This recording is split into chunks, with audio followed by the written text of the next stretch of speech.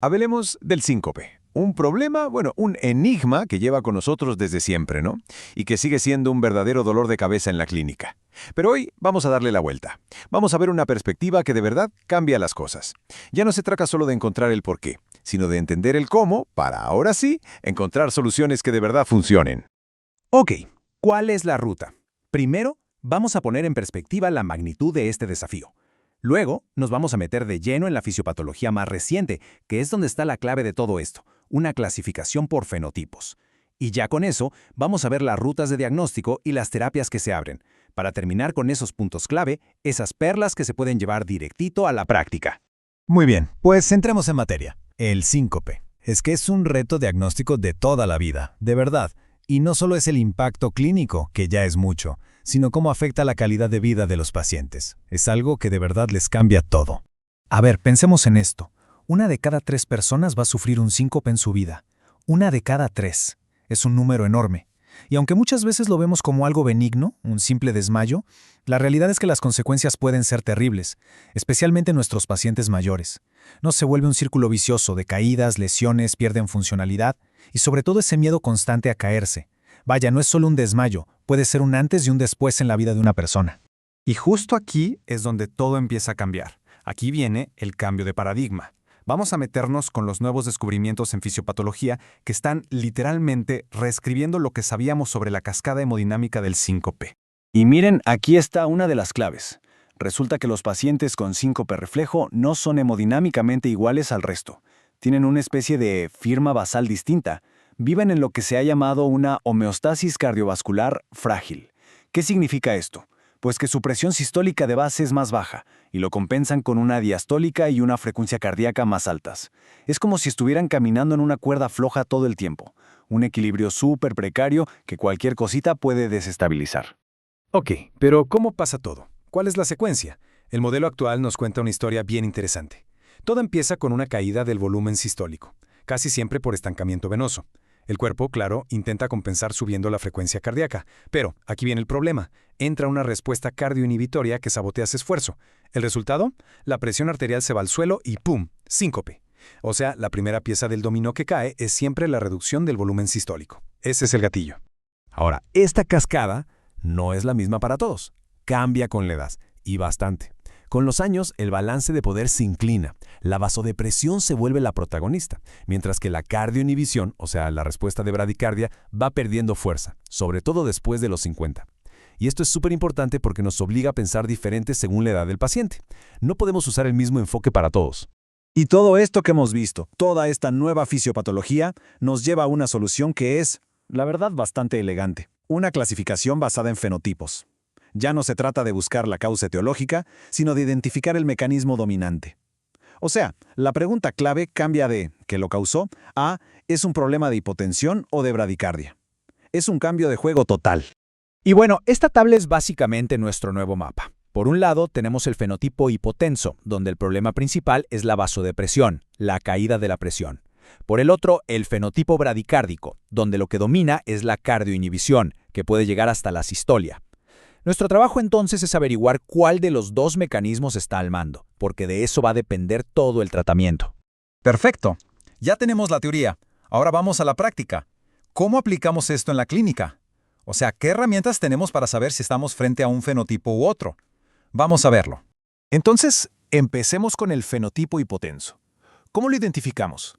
¿Qué pruebas nos ayudan a confirmar que el problema es una susceptibilidad a la hipotensión? Pues miren, una herramienta que se está volviendo fundamental es el monitoreo ambulatorio de la presión arterial, el famoso mapa de 24 horas. Y aquí hay un dato clave, un umbral que no se nos puede pasar. Encontraron que sea un episodio de presión sistólica durante el día por debajo de 90 milímetros de mercurio, ese hallazgo es oro. Pero lo bueno del mapa no es solo eso, es su rendimiento. Vean esto, una especificidad del 91%, que quiere decir que si encontramos esa caída de presión por debajo de 90, podemos estar casi seguros de que estamos ante un fenotipo hipotenso. La sensibilidad no es tan alta, es cierto, pero su valor predictivo positivo es tan bueno que lo convierte en una herramienta súper útil para confirmar lo que sospechamos. Ahora, para el fenotipo bradicárdico, el diagnóstico es mucho más directo, más blanco o negro. Necesitamos la prueba, la evidencia en el electrocardiograma. documentar una sistolia de más de 3 segundos justo cuando ocurre el síncope. ¿Cómo lo logramos? Pues con un masaje del seno carotidio, una prueba de inclinación o, la mejor opción, claro, un monitor de eventos implantable. Y ojo, que aquí hay algo nuevo y súper interesante dentro del fenotipo bradicárdico. Está surgiendo una entidad que llaman síncope por adenosina baja. Son pacientes muy específicos. Tienen síncopes súbitos, sin aviso, sin pródromos y su corazón y su electro están perfectos.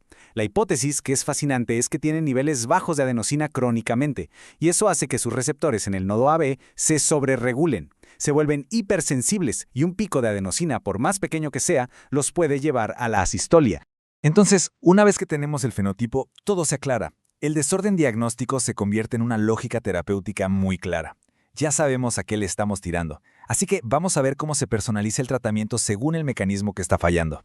Para el fenotipo hipotenso, la estrategia tiene que ir por varios frentes. Sí, claro, empezamos con las medidas de estilo de vida, la hidratación, etc. Pero el paso más importante, el pilar del tratamiento, es revisar la lista de medicamentos y empezar a quitar lo que estorba. La de prescripción es fundamental, mucho antes de siquiera pensar en añadir un fármaco nuevo como la midodrina, que la dejamos para casos más difíciles. Y esta pirámide es una guía perfecta para saber por dónde empezar a quitar fármacos. Es muy clara. Lo primero que hay que buscar y atacar son los de alto riesgo. Alfa-bloqueadores, nitratos, diuréticos. Esos son los candidatos número 1 para reducir o suspender. Ya después, nos vamos con los de riesgo intermedio y bajo. Ahora, si el fenotipo es bradicárdico, la cosa cambia por completo. Aquí sí que el marcapasos se convierte en una indicación clase 1 según las guías europeas. Pero, mucho ojo, esto no es para todos. Es para un grupo de pacientes muy específico, mayores de 40 años, con síncopes feos, recurrentes, que no avisan y, lo más importante, que tienen la asistolia documentada. Es una indicación de bisturí, no de escopeta. Y aquí les va una perla clínica que no se puede olvidar. El marcapasos no es la cura mágica. Fíjense, entre un 15 y un 20% de los pacientes con marcapasos vuelven a tener síncope. ¿Y por qué? Pues casi siempre es porque, además del problema bradicárdico, tienen un componente hipotensor que no vimos o que subestimamos. Hay que acordarse, el marcapasos protege de la bradicardia, pero no hace nada contra la vasodepresión. Bueno, ya estamos llegando al final. Vamos a resumir todo esto en los mensajes más importantes, en esas ideas que nos podemos llevar para aplicarlas ya en la consulta. Ok, aquí están los puntos clave de este nuevo paradigma. Número 1. Hay que cambiar el chip. Pasar de la clasificación por causa a la clasificación por fenotipo. 2. El fenotipo es el que manda en la terapia. 3. El mapa es una herramienta indispensable para el fenotipo hipotenso. 4. El marcapasos es solo para ese grupito bien definido de pacientes con fenotipo bradicárdico. Y 5. Súper importante, siempre pensar en la posibilidad de que coexistan ambos fenotipos. Ahí está muchas veces la clave para que el tratamiento funcione. Y para cerrar, queda una reflexión, ¿no? Pensemos en nuestra propia práctica clínica. ¿Cuál de estos fenotipos es el que predomina en nuestros pacientes? Y quizás, más interesante aún, ¿cómo podría este enfoque por mecanismos ayudarnos a manejar mejor esas caídas inexplicables, sobre todo en la población geriátrica? Porque al final, lo que tenemos aquí es un nuevo set de herramientas, mucho más precisas, para un problema que lleva con nosotros, pues desde siempre.